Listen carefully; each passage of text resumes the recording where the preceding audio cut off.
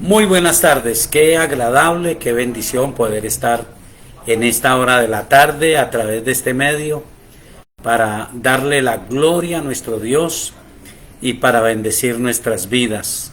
Un abrazo, un saludo muy especial a cada familia de la hermosa ciudad de Armenia y también a todos los que están en los diferentes sectores del Quindío. Los queridos hermanos allí en la ciudad de Montenegro, Dios les bendiga. Dios bendiga a la familia de Ángel Ríos y a toda la familia Hernández, a todos los que están allí en el barrio Nueva Jerusalén. Y Dios bendiga a cada familia de la hermosa ciudad de Montenegro. Un saludo muy especial a nuestro querido hermano Carlos, allí en la Siria, Carlos y su querida esposa, y cada uno de los que viene de ese lugar, Marisán Sánchez y su familia, Dios los bendiga. También un saludo muy especial allí en Puerto Samaria, a nuestro hermano Gustavo Mondragón y su querida esposa, muy agradecidos a Dios por los milagros, por los testimonios de Cristina Ríos, de Fabiola Ríos. Gracias a Dios por todas sus bondades y todas sus maravillas. Estamos muy agradecidos por todas las familias, los que están en la hermosa ciudad de Calarcá, Amanda Vargas, Berenice Castro y familia, Sara Patricia y familia, orando por nuestra querida hermana que sigue con dificultades de salud. Deseamos que Dios le bendiga de una manera especial. José Gardel y su familia, un abrazo, agradecidos a Dios por ese testimonio de sanidad en su familiar. Que Dios, que nos ha llamado para bendecirnos, siga bendiciéndonos, siga ayudándonos. Saludo muy especial a Emilio y Andrea allí en Río Verde. Que Dios los continúe bendiciendo, que la gloria de Él se mueva de manera especial. Y claro, desde luego, saludamos muy cordialmente en esta hora a todos nuestros hermanos en la hermosa ciudad de Tuluá. Agradecidos a Dios porque ustedes han conocido al Salvador, al Señor que da la vida, y estamos seguros que hay un buen propósito de Dios con nuestra querida iglesia allí en Tuluá. Cuando digo un buen propósito, no es aparte de usted, usted es la iglesia, el propósito de Dios se mueve con usted, así que le animo para que se fortalezca en la fe, para que esta semana haga buenos propósitos. Recuerde que la iglesia cuadrangular, el Shaddai, ha establecido esta semana como un tiempo especial.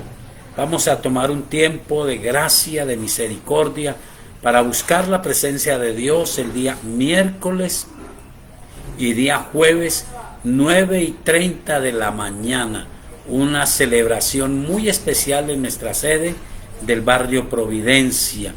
Día viernes 9:30 de la mañana, una celebración muy especial en nuestra celebración del barrio popular. Es muy posible que esta celebración tenga una transmisión, nunca la hacemos completa, nos han preguntado, pero hacemos la parte de la predicación y hacemos parte de la oración, pero es importante que usted, si puede, se haga presente. Bueno, muy agradecido a Dios, vamos a orar. Esta mañana fue espectacular, fue muy agradable en todos los lugares en que Dios nos ha permitido estar. Hubo testimonios maravillosos, milagros de parte de Dios. El Dios del cielo hizo una obra especial. Una querida hermana que tenía el diagnóstico de tener unos cálculos en su riñón, estuvimos orando, ella estuvo confiando en Dios, le dimos la gloria a Dios y fue al examen médico.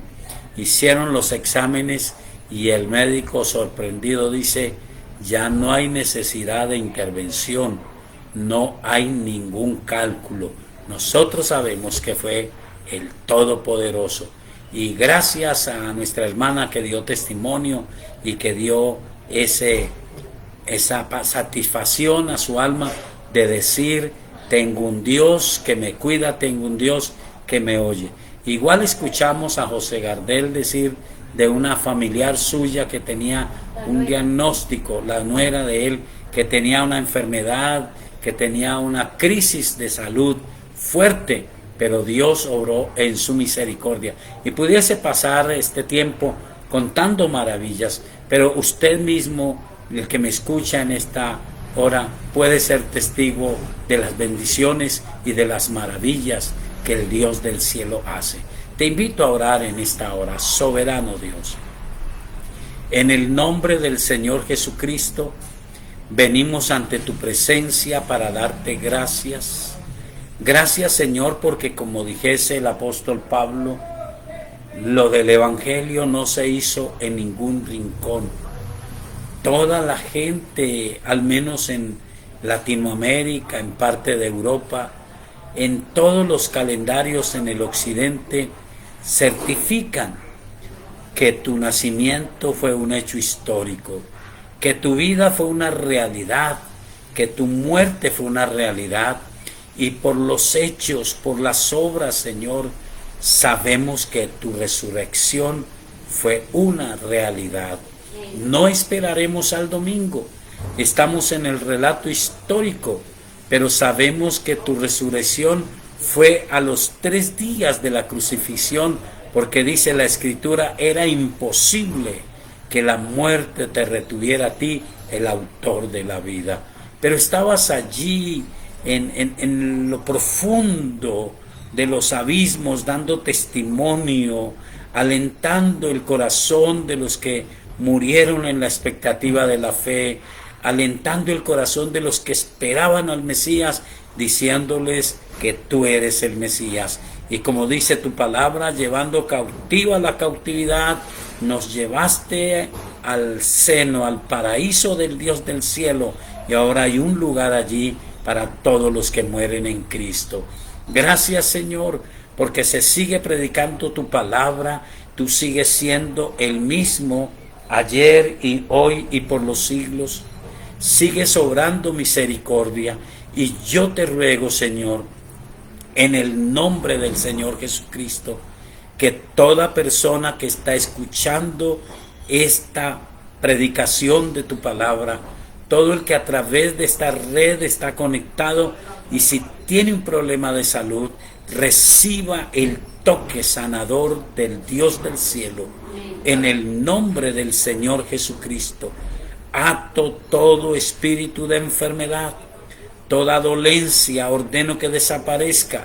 Pido que esa mujer que tiene problemas de circulación, que sus piernas están hinchándose, que está brotándose su vena, en el nombre del Señor Jesucristo, esas venas se restablezcan en plenitud, se destapen en plenitud y empiece a fluir en forma perfecta la sangre, todos los fluidos corporales, destapes en todos los conductos, desaparezca todo taponamiento y regúlese la presión arterial. En el nombre de Jesús de Nazaret, Dios, tú eres maravilloso, tú eres poderoso. Pido que toda persona que tenga quistes dentro del organismo, todo quiste sea reprendido y sea echado fuera en el nombre del Señor Jesucristo. Que cuando la persona vaya al lavado, vaya al baño, bote ese quiste y pueda verlo y pueda darte la gloria. Desaparezcan, Señor, toda clase de quistes a nivel interno, a nivel del hígado, a nivel de los riñones. Desaparezca todo cálculo en el nombre del Señor Jesucristo, y toda inflamación del cuerpo desaparezca, y el nombre del Señor Jesucristo sea honrado. Señor, tú eres el Dios de los grandes milagros. Tú eres el Dios que vuelve el corazón de los padres hacia los hijos y el corazón de los hijos hacia los padres. Mira cada familia, Señor. Cada familia que se duele con la ingratitud de sus hijos, haz que sus hijos tengan la sensibilidad y que se comuniquen con amor fraterno, que se comuniquen con sensibilidad, restablezcas en los lazos de unión fraternal entre los hermanos, restablezcas el amor conyugal entre las parejas, y la gloria tuya traiga bendición sobre cada familia.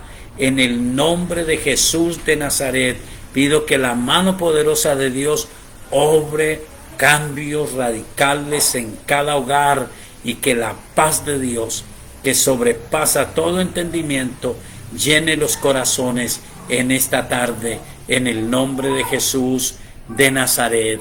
Gracias, Señor, en el nombre del Señor Jesucristo. Amén. Qué agradable poder orar a un Dios que está vivo, que es real y que hace maravillas, porque el apóstol Pablo aseguraba, él decía que el evangelio que él había predicado era recibido en los corazones y se fortalecían los corazones por la fe en la palabra. Pero él decía también que Cristo se ha revelado vivo, y él decía a los apóstoles, él decía a 500 hermanos a la vez, y aseguraba, y a mí se ha revelado Dios. Espero que usted pueda decir en este año 2025, el Cristo que está vivo se ha revelado a mi vida, y que Él haga su gran obra en usted. Bueno, estamos compartiendo de este hecho histórico que cada año se nos recuerda, que nos dice que el evangelio no es el invento de un pastor ni de una misión, sino que el evangelio viene del cielo, y Dios lo confió el inicio del evangelio a toda una nación llamada Israel. Y en ese acontecimiento histórico hay un hecho que quiero compartir y que es bien interesante.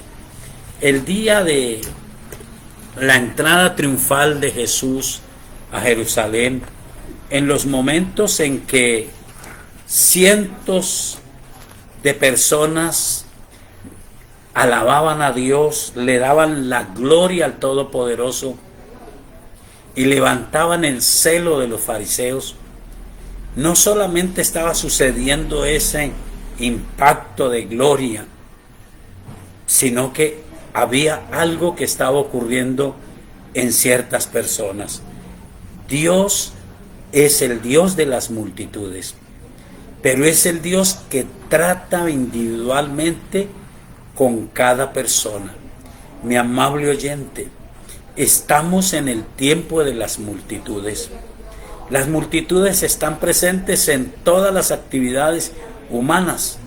También en la iglesia ahora hay multitudes, pero usted no puede olvidar que el trato de Dios es personalizado, es individual, y que, como dijese un querido pastor, usted es único. Aunque haya 1.000.000 de personas en un lugar, usted, mujer, usted, varón, es único para Dios. Y aquí hay una situación.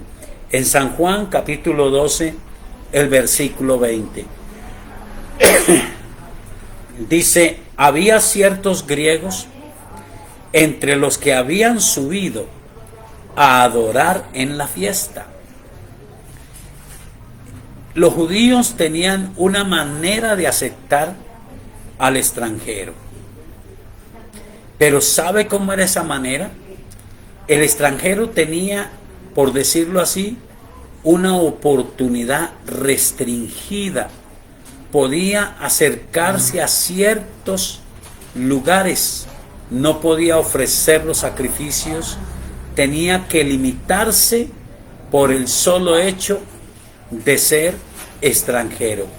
Y estos griegos, algunos comentaristas dicen, podían ser judíos, que es bien conocido que en todas las diásporas, en todas las situaciones que han vivido fuera de su nación, han sido una nación celosa de guardar la fe de guardar la revelación de la palabra y de guardarse en sus linajes, de no mezclarse con las naciones. Pero podían ser prosélitos, gente de cualquier nacionalidad que decidía reconocer al Dios de la Biblia, pero bajo los parámetros que imperaban en el judaísmo. Se llamaban prosélitos y eran limitados. Pero qué sorpresa, dice que habían unos griegos que habían subido a adorar a la fiesta, y no sé si fueron testigos de la entrada triunfal de Jesús, no sé si fueron tocados por esa adoración, por esa alabanza de multitudes que colocaban sus mantos, que cortaban ramas de los árboles y gritaban: Hosana, Hosana al Hijo de David, Hosana al que viene en el nombre del Señor. Lo cierto es que estos griegos, dice, se acercaron a Felipe, que era de Betsaida de Galilea, y le rogaron diciendo: Señor, quisiéramos ver a Jesús. En medio de toda una celebración, ellos quisieron conocer a Jesús de Nazaret y tuvieron la oportunidad de acercarse a un hombre de Galilea, que en cierta forma era también alguien que no era de la crema de los judíos, que era prácticamente un extranjero y que tenía un nombre griego y que posiblemente hablaba griego.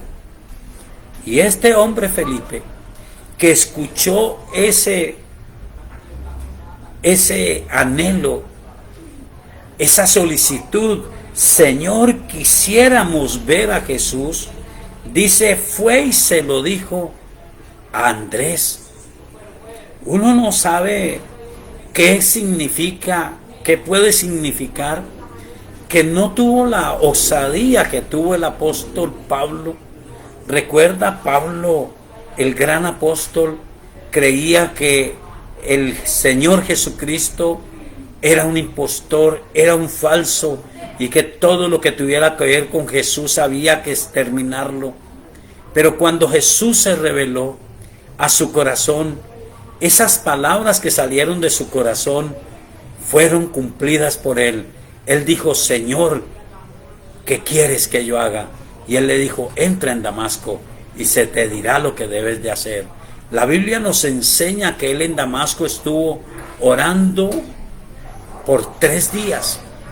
A los 3 días Dios envió un discípulo a orar por él.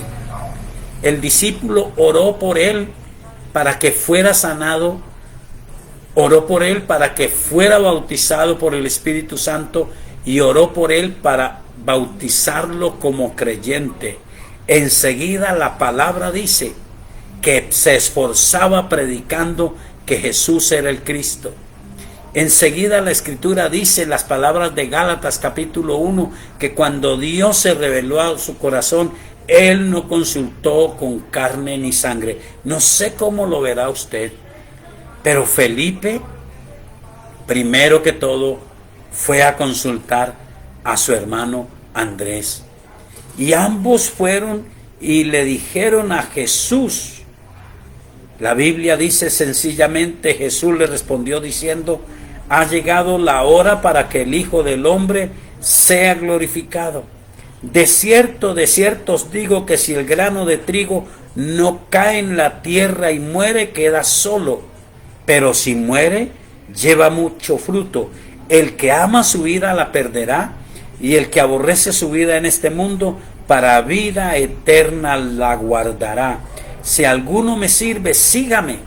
Y donde yo estuviere, allí también estará mi servidor. Si alguno me sirviere, mi Padre le honrará. Felipe era un apóstol, pero él no estuvo muy dispuesto. Él no se identificó con no ser un portero, alguien que impide, que no permite que alguien entre y disfrute, sino alguien que lleva la gente a Jesús, que muestra a Jesús como el Señor y el Salvador.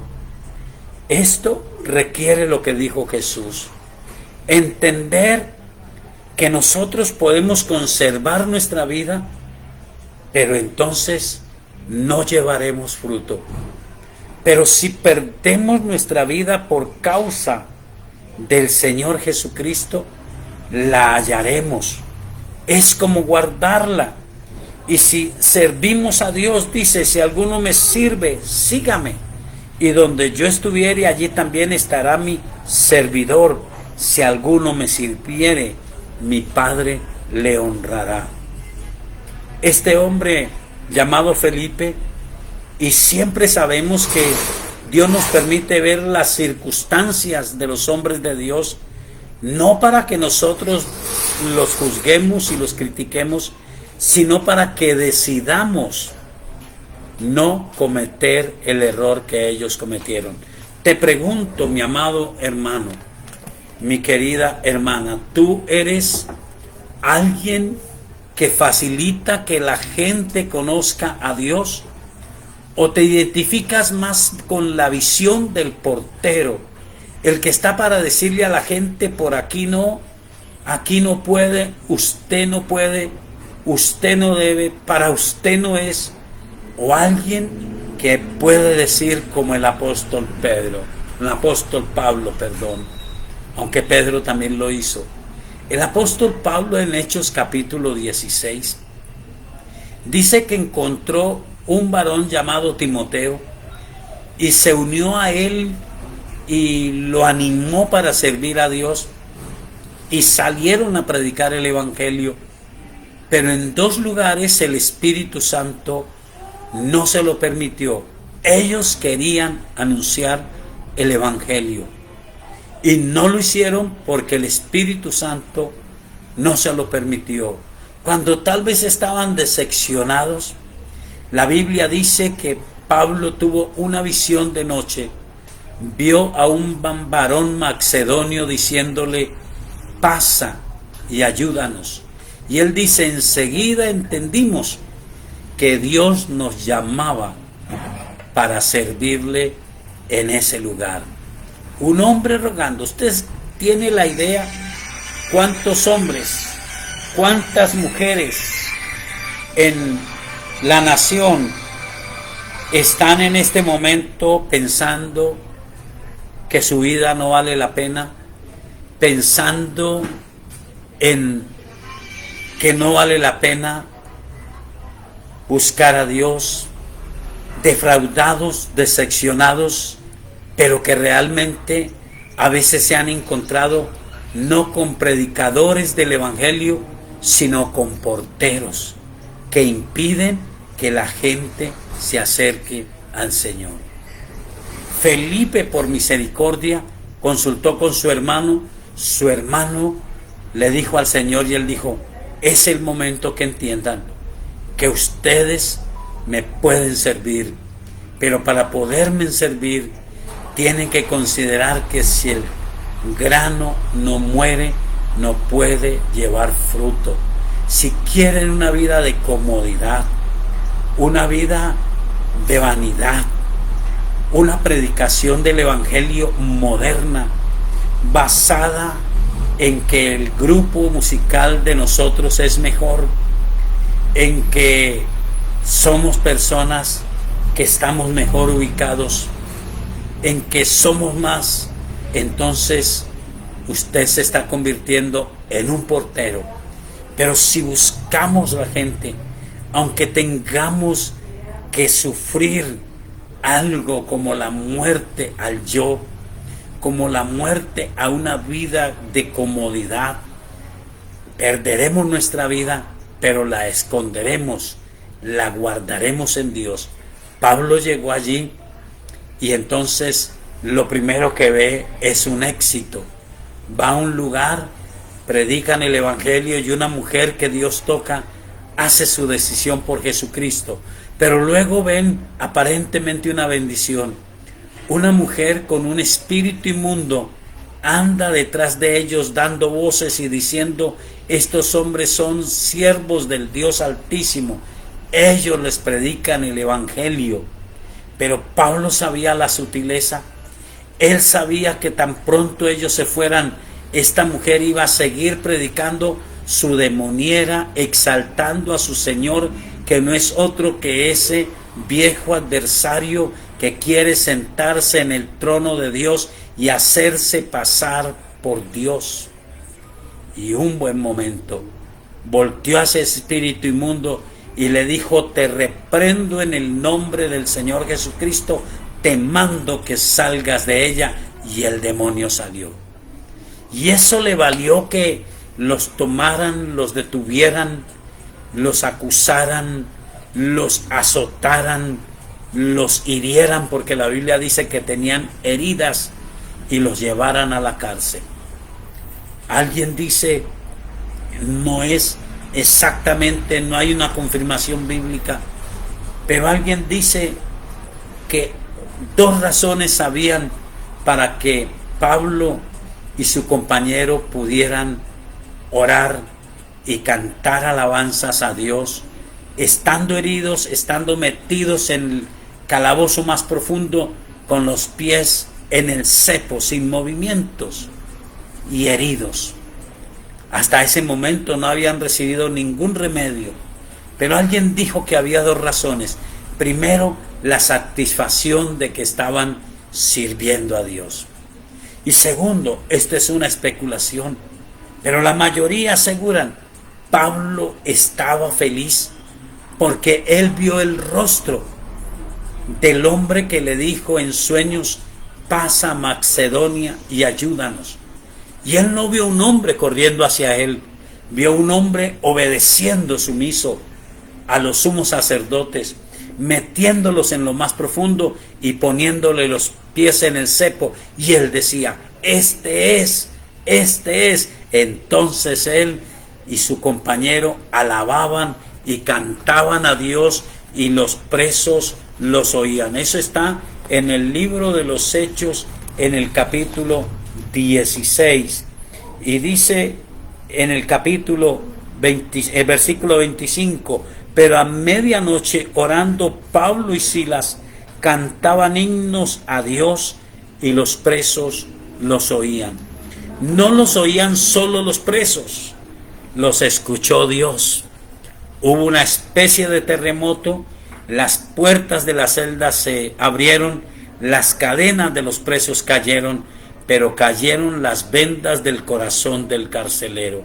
Usted puede leer la historia. La historia se resume en que el carcelero, temblando, se arrodilló ante ellos y les dijo: señores, ¿qué debo hacer para ser salvo? Y Pablo le dice la palabra que siempre se predica en el Evangelio: cree en el Señor Jesucristo y serás salvo tú y tu casa. Todos sabemos que no es creer, porque en nuestra nación todo el mundo cree.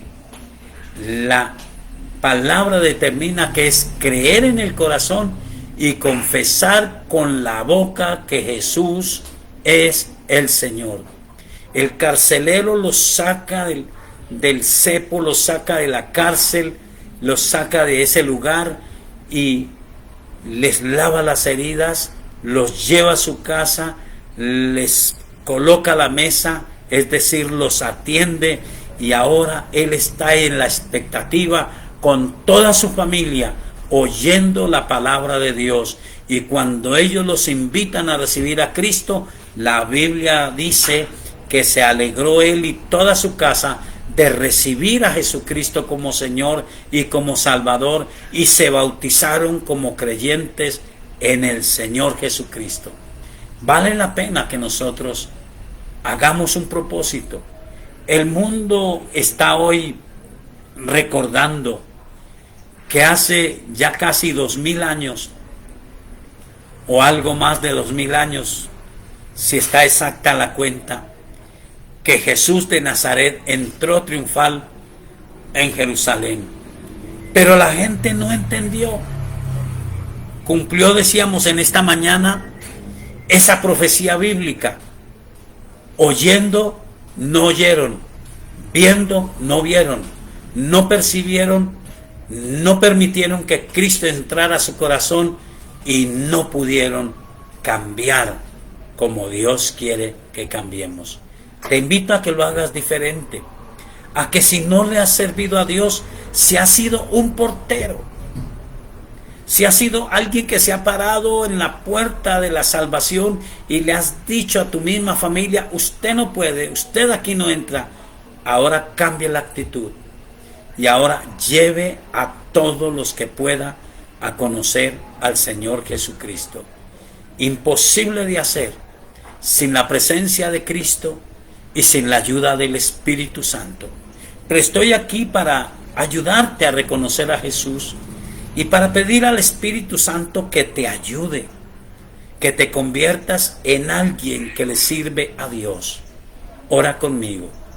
Soberano Dios, en esta tarde yo reconozco al Señor Jesucristo como mi único y suficiente Señor y Salvador.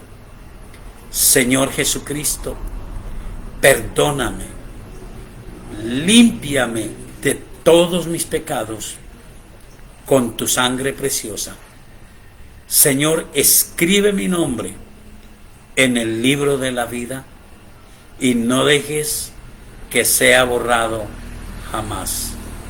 Señor, yo no lo he entendido.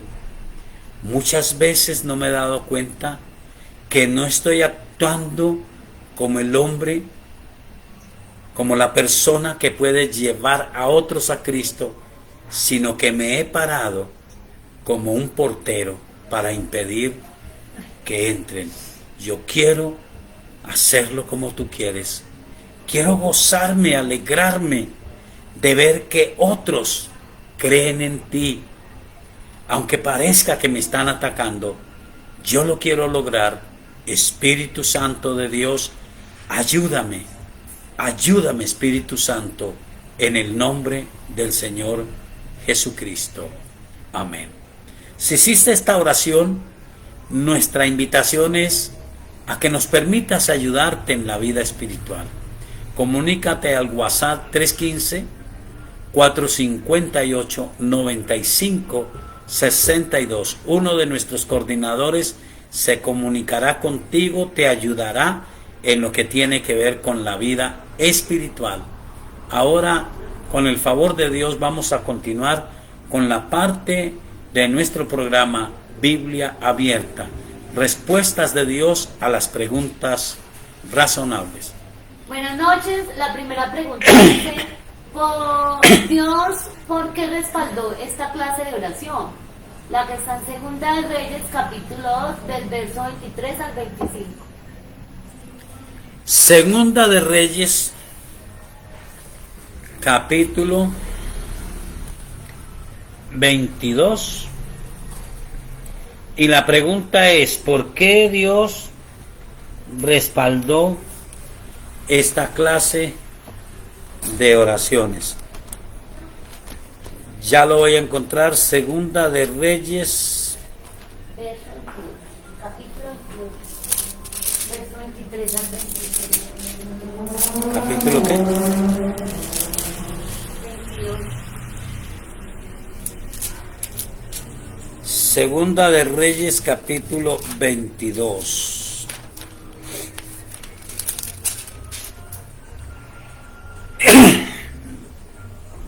Versículo 1.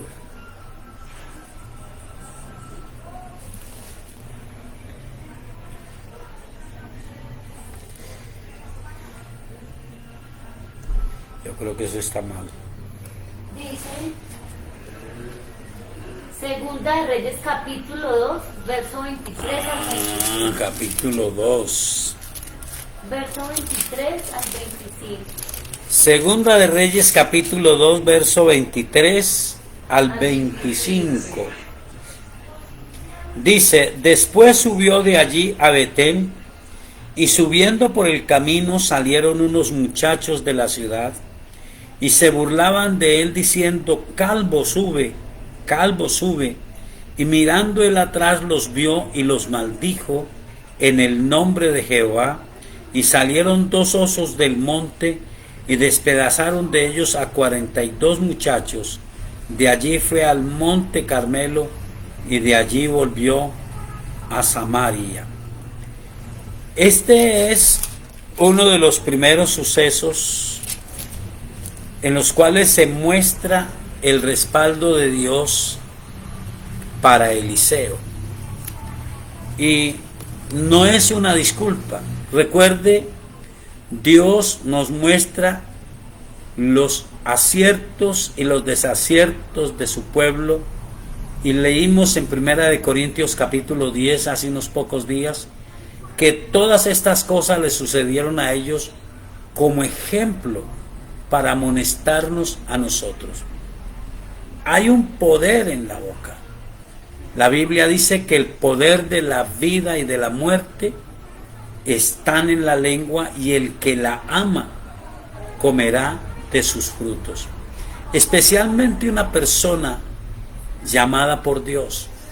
Este hombre seguramente tuvo que soportar demasiado la burla, y seguramente estos muchachos fueron irreverentes, fueron burlones, fueron atrevidos, y según el texto bíblico parece que él tenía el defecto de no tener pelo. Cualquier otro defecto que a los ojos humanos puede ser causa de desprecio, nosotros debemos de abstenernos de burlarnos de ninguna persona, porque toda persona, todo hombre, toda mujer, según la Escritura, fue creado a imagen y semejanza del Dios del cielo. ¿Por qué Dios respaldó esta oración? Porque la hizo un hombre de Dios y la hizo bajo una presión. Pero usted mira la Escritura, y primero que todo empecemos por lo que dice Santiago. Santiago creo que es el capítulo 3. Recuerde que la aplicación real la encontramos nosotros en el Nuevo Testamento. Yo no tengo que preocuparme de maldecir a nadie, porque no quiero cumplir con este texto de Santiago, creo que es el capítulo 3, que está hablando del poder de la lengua, y dice que con la boca, dice versículo 9, con ella bendecimos al Dios y Padre, y con ella maldecimos a los hombres que están hechos a la semejanza de Dios. De una misma boca proceden bendición y maldición. Hermanos míos, esto no debe de ser así. ¿Acaso alguna fuente hecha por una misma abertura, agua dulce y amarga? Hermanos míos, ¿puede acaso la higuera producir aceitunas o la vid higos? Así también ninguna fuente puede dar agua salada y dulce. Pero si usted recuerda la Escritura, no solamente es el que maldice. Eliseo los maldijo. Eliseo los maldijo.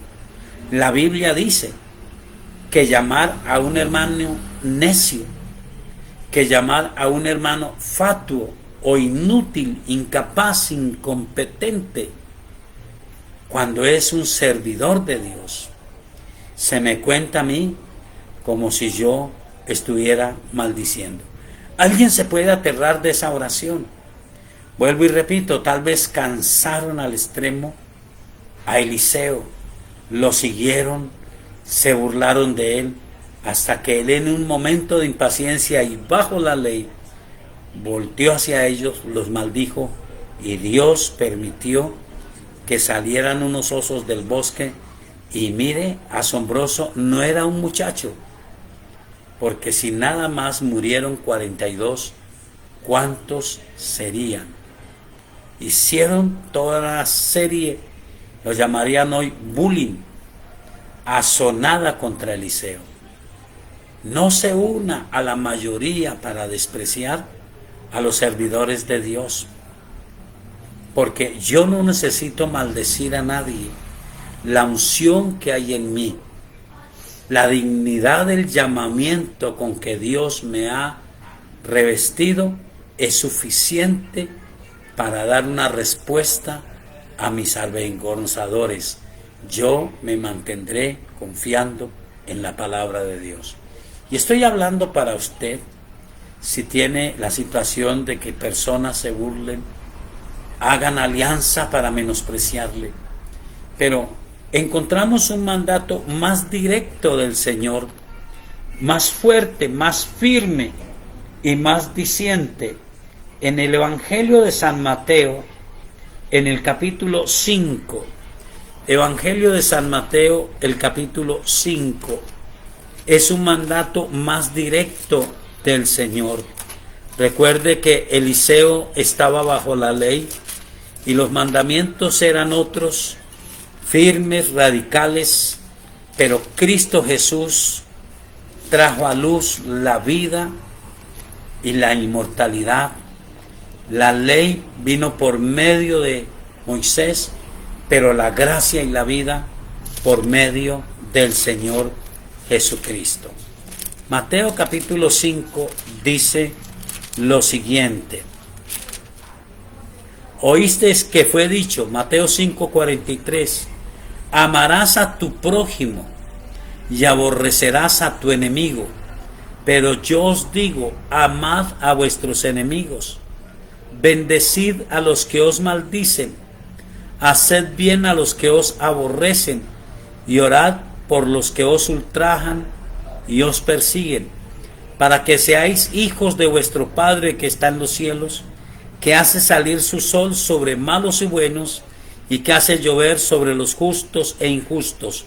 Porque si amáis a los que os aman, ¿qué recompensa tendréis? ¿No hacen también lo mismo los publicanos? Y si saludáis a vuestros hermanos solamente, ¿qué hacéis de más? ¿No hacen también así los gentiles? Sed pues vosotros perfectos como vuestro Padre que está en los cielos es perfecto. Si nosotros tenemos el mandamiento ya en el Nuevo Testamento, está unos versículos atrás en el capítulo 5, pero en el versículo 20, 21 dice de llamar necio a un hermano o de llamarlo fatuo, y dice que eso es exponernos al infierno de fuego. Muchos de nosotros no maldecimos como Eliseo, pero tenemos incomodidad. Usamos literalmente estas palabras.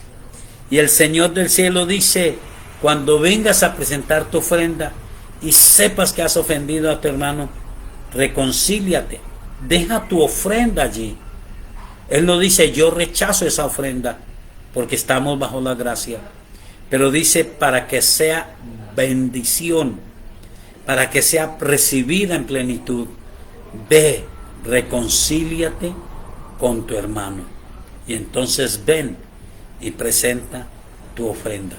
Tal vez no hacemos eso, pero muy sutilmente tenemos la gente de nuestra preferencia. Un querido pastor decía a una persona, cuando usted sienta que tiene algo contra otro, dedíquese a tratar de verle cualidades, y si no le ve ninguna, véalo como un hijo, como una hija de Dios, y ore por esa persona, que Dios le perdone, que Dios le ayude, que Dios la bendiga, y las cosas cambiarán. Y si la persona se hace terca y no cambia, Romanos capítulo 12 dice que ascuas de fuego amontonamos sobre su cabeza. Miremos otro texto que nos habla de este tema, y es Romanos el capítulo 12, que ya lo nombré en parte, y dice lo siguiente, el versículo 14, bendecid a los que os persiguen, bendecid y no maldigáis, gozaos con los que se gozan, llorad con los que lloran, Unánimes entre vosotros, no altivos, sino asociándoos con los humildes. No seáis sabios en vuestra propia opinión, no paguéis a nadie mal por mal, procurad lo bueno delante de todos los hombres. Si es posible, en cuanto dependa de vosotros, estad en paz con todos los hombres. No os venguéis vosotros mismos, amados míos, sino dejad lugar a la ira de Dios, porque escrito está: mía es la venganza, yo pagaré, dice el Señor. Así que si tu enemigo tuviere hambre, dale de comer, si tuviere sed, dale de beber, pues haciendo esto, ascuas de fuego amontonarás sobre su cabeza. No seas vencido de lo malo, sino vence con el bien el mal. Entonces tal vez nos llegamos al extremo al que llegó Eliseo. Tal vez no tenemos tanta multitud de gente enfocada contra nosotros, pero Dios nos guarde de tomar en nuestro corazón resentimientos, amarguras, y abramos nuestra boca para maldecir, para decir: es un necio, es inútil lo que está haciendo, porque a Dios no le agrada. Si oramos y los bendecimos, Dios nos exaltará y podremos reclamar ese texto que dice: exhibirá nuestra justicia como el mediodía. Él nos recompensará.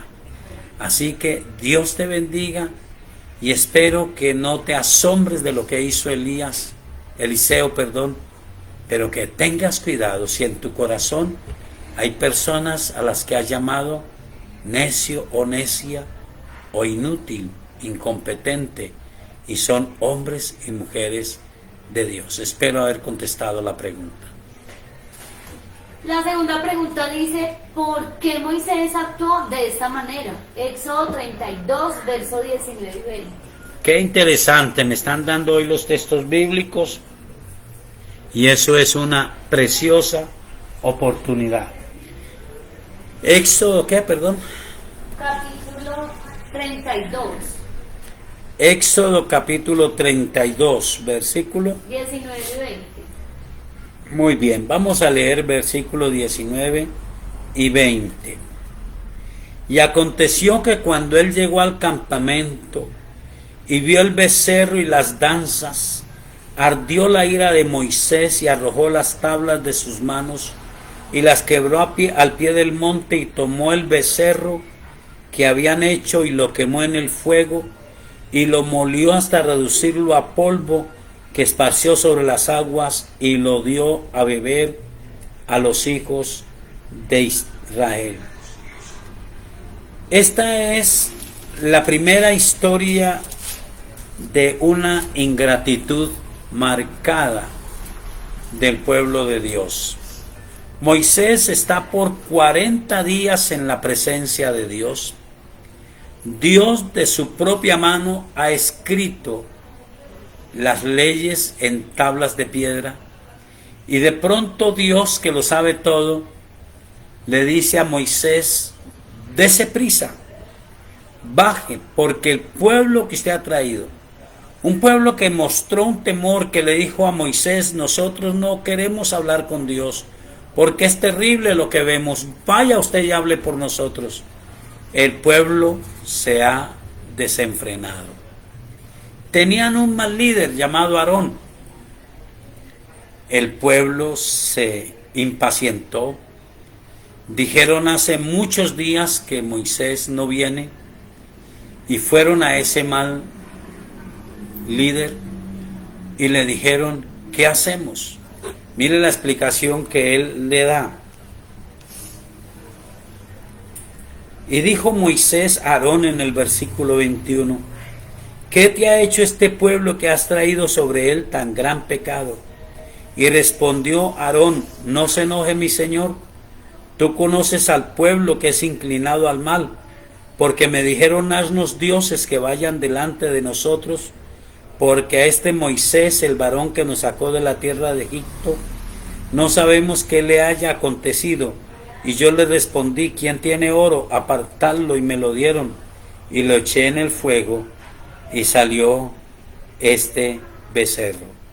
Y viendo Moisés que el pueblo estaba desenfrenado, porque Aarón lo había permitido para vergüenza entre sus enemigos, se puso Moisés a la puerta del campamento y dijo, ¿quién está por Jehová? Júntese conmigo. Y se juntaron con él todos los hijos de Leví, y él les dijo, así ha dicho Jehová, el Dios de Israel, poned cada uno su espada sobre su muslo, pasad y volved de puerta a puerta por el campamento, y matad cada uno a su hermano y a su amigo y a su pariente. Y los hijos de Leví lo hicieron conforme al dicho de Moisés, y cayeron del pueblo en aquel día como 3,000 hombres. Entonces Moisés dijo, hoy os habéis consagrado a Jehová, pues cada uno se ha consagrado en su hijo y en su hermano, para que él dé bendición hoy sobre vosotros. No simplemente les dio a beber, la necedad siguió. Su mismo hermano le dijo, casi que le dice, esto es un milagro. El pueblo me dijo, yo queremos unos dioses porque este Moisés no sabemos qué le pasó. Entonces les dije, ¿quién tiene oro? Y ellos me lo trajeron, lo eché al fuego y salió ese becerro. La verdad no fue así. Aarón le dio forma a ese becerro porque eso era lo que el pueblo quería. Él consintió en el pecado. Ahora Moisés dice, ¿quién está conmigo para que no permita el pecado? Escúchelo. Nosotros no somos llamados ahora a matar a nadie, pero somos llamados a conservar la enseñanza de la palabra de Dios sin mezclarla.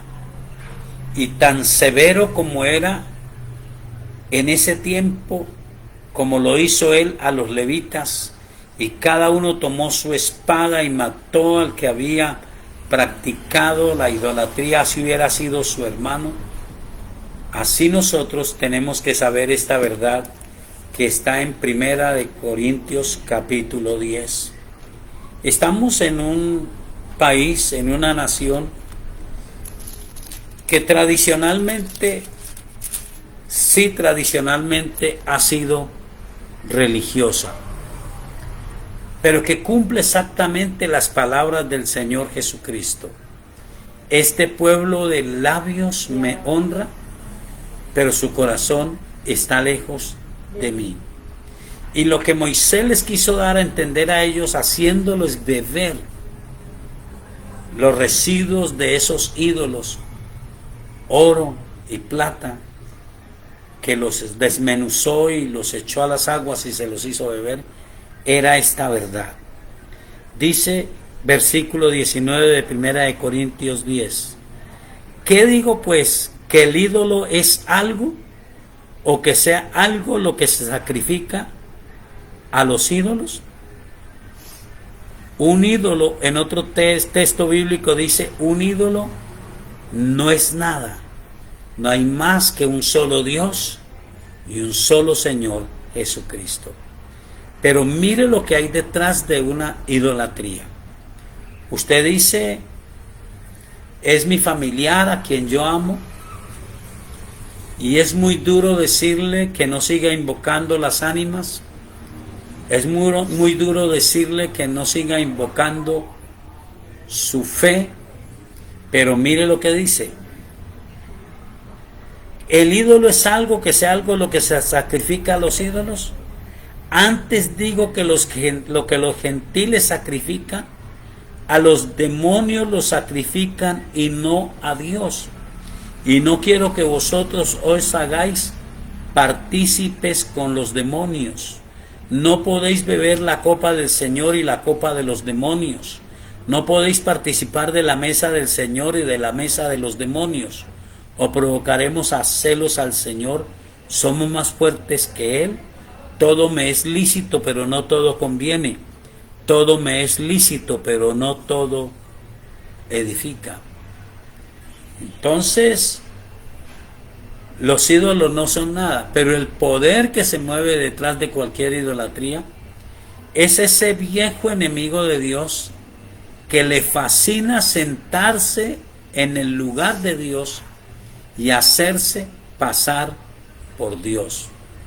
Así que la idolatría no es algo inocente, es reemplazar al Dios del cielo con un ídolo que puede ser usado por los demonios, que va a reemplazar la adoración a Dios.